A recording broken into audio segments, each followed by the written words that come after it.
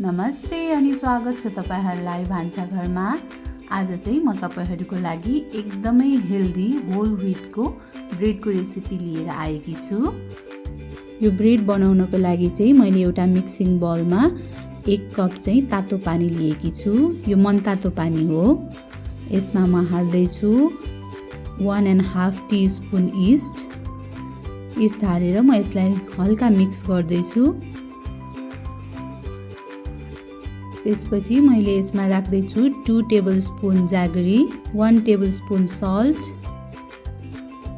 3 टेबलस्पुन oil और butter. यसमा चाहिँ हामी जगेरीको सट्टामा ब्राउन सुगर अथवा व्हाइट सुगर पनि युज गर्न सक्छौं। अब चाहिँ म यसमा राख्दै छु 357 ग्राम होल व्हीटको पिठो राखिसकेर चाहिँ म यसलाई स्पुनले एकैछिन चलाउँछु। अब चाहिँ यसलाई मैले क्लीन काउन्टरमा राखेर एकदमै मजाले मुस्दै छु।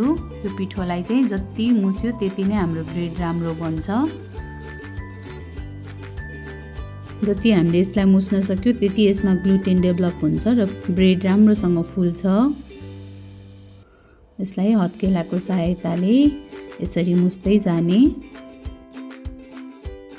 हेर्नुस् त मुस्दा मुस्दै डो सफ्ट पनि हुन थालिसकेको छ, अलि स्ट्रेच पनि हुँदैछ। अब चाहिँ म यो डोलाई एकचोटि चेक गरेर हेर्छु। हातमा पानी लगाएर यसरी स्ट्रेच गर्ने। हेर्नुस् यो ब्रेक भयो भनेपछि हामीले पिठो मुस्न पुगेको छैन। अब यसलाई एकैछिन फेरि मुस्नुपर्छ। अझै एकछिन मुसेपछि चाहिँ म फेरि चेक गर्दै छु। हातमा पानी लगाएर बिस्तारै स्ट्रेच गर्दै जाने। हेर्नुस् त अघि कति छिटो ब्रेक भएको थियो, अहिले भने चाहिँ अलिकति ट्रान्सप्यारेन्ट टाइपको भइसकेको छ यो। अब चाहिँ यो डो हाम्रो फर्स्ट प्रुफिङको लागि रेडी भइसकेको छ। अब फर्स्ट प्रुफिङ गर्न म अघिकै भाँडामा चाहिँ थोरै तेल राखेर यो डोलाई राख्छु।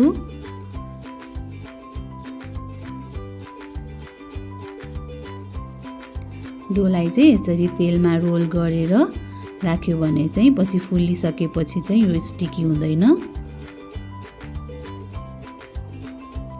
यसलाई चाहिँ कभर गरेर लगभग 45 मिनेट जति राख्नुपर्छ अथवा यो डो डबल हुन्जेलसम्म हामीले राख्नुपर्छ। हेर्नुस् त लगभग 45 देखि 50 मिनेट पछि चाहिँ हाम्रो डो यसरी डबल भइसकेको छ। अब चाहिँ यसलाई निकालेर म एकैछिन फेरि निट गर्छु। राम्रोसँग फेरि पिठोलाई मुसेर अब चाहिँ यसलाई हामी ब्रेडको सेप दिन्छौं। यसलाई बिस्तारै रोल गर्दै जाने। मसँग चाहिँ यस्तो खालको मैले मोल्ड बनाएको छु आफै। मसँग ब्रेड बनाउने मोल्ड नभएको भएर ग्रीज पेपरबाट मैले आफै बनाएकी हो।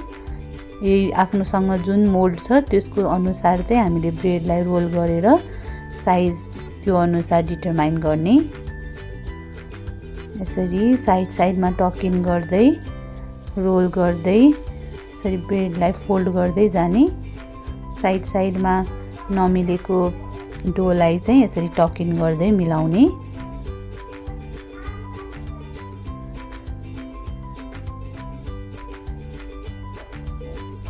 अब चाहिँ यो मोल्डमा चाहिँ म यो ब्रेड राख्दै छु। अब फेरि हामीले अब यसलाई सेकेन्ड प्रुफिङ हुन दिनुपर्छ। यो फेरि फुल्छ लगभग 45 मिनेट्स अथवा यो डबल हुने जेलसम्म चाहिँ हामीले यसलाई छोड्दिने। हेर्नुस् त यो फुलिसकेको छ ब्रेड। अब चाहिँ हामीले यसलाई पकाउनको लागि रेडी भयो।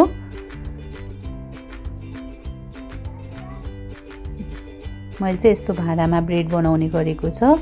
यो मोमो बनाउने भाँडामा मैले स्ट्यान्ड राखेकी छु। अब एकैछिनमा यसलाई प्रिहिट गर्छु अनि त्यसपछि चाहिँ म ब्रेड राखेर अनि बेक गर्छु। लगभग 25-30 मिनेटसम्म चाहिँ बेक गरिसकेपछि चाहिँ हाम्रो ब्रेड यस्तो भइसकेको छ। अब यसलाई चाहिँ हामी निकाल्छौँ, यसबाट मोल्डबाट हामी निकाल्छौँ। यो ब्रेडलाई चाहिँ काट्नु भन्दा अगाडि चाहिँ 1-2 घण्टा मजाले सेलाउन दिनुपर्छ। यो ब्रेड सेलाइसकेको छ। अब म यसलाई पिस गरेर देखाउँदै छु। हेर्नुस् त कस्तो राम्रो ब्रेड बनेर रेडी भएको छ।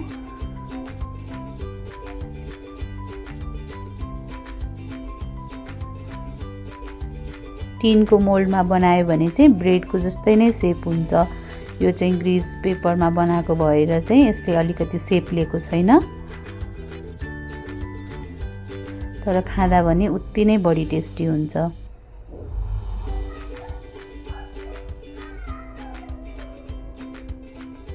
हेर्नुहोस् त हाम्रो ब्रेड पनि बनेर रेडी भइसकेको छ। तपाईहरु पनि यसै गरी ब्रेड बनाएर यो हेल्दी ब्रेड चाहिँ आफ्नो फ्यामिलीसँग इन्जोय गर्नुहोला। Thank you.